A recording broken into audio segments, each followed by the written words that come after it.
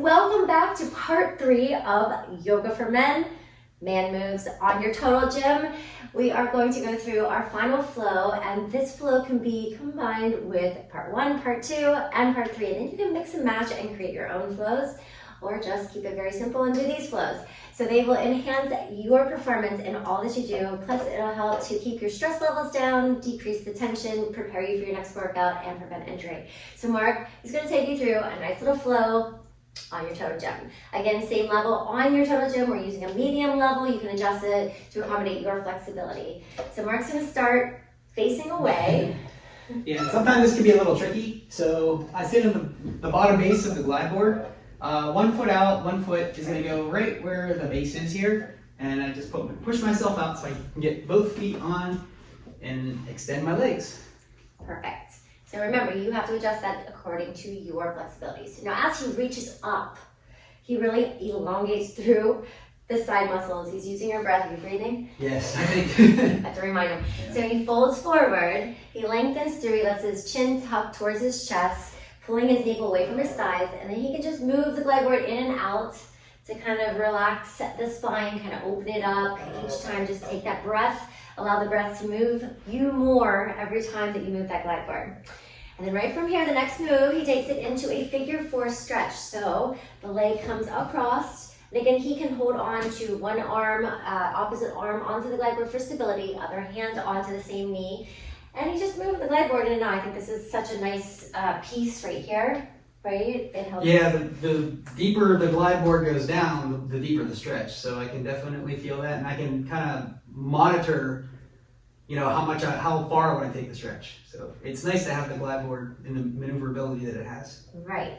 And just make sure that your heel is pressed into the bottom so that you don't slip off.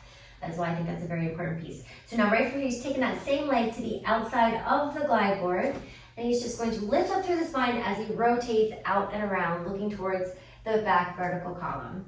So he's staying from right there, he comes back in, and he's going to take that same leg into his chest, lying down onto the glide board, and he's going to maneuver into another figure 4 pigeon stretch, however you would like to think of it, so that you can open up through that hip. So again, he just moves the leg out and in, maybe rocks it, maybe circles it, maybe hug it in, however it feels more comfortable to you, and just change the angle.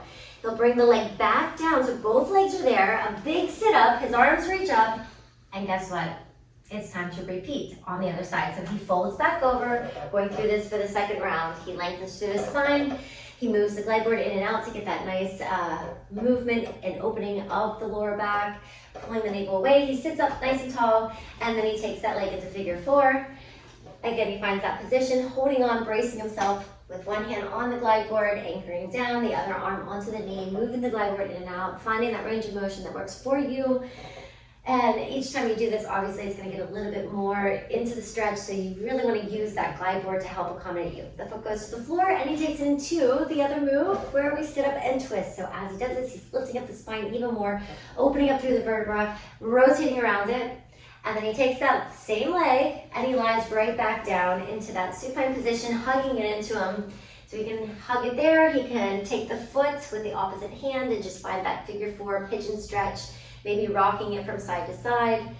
So it's really important that you keep that strong leg onto the bottom base so that your body stays there.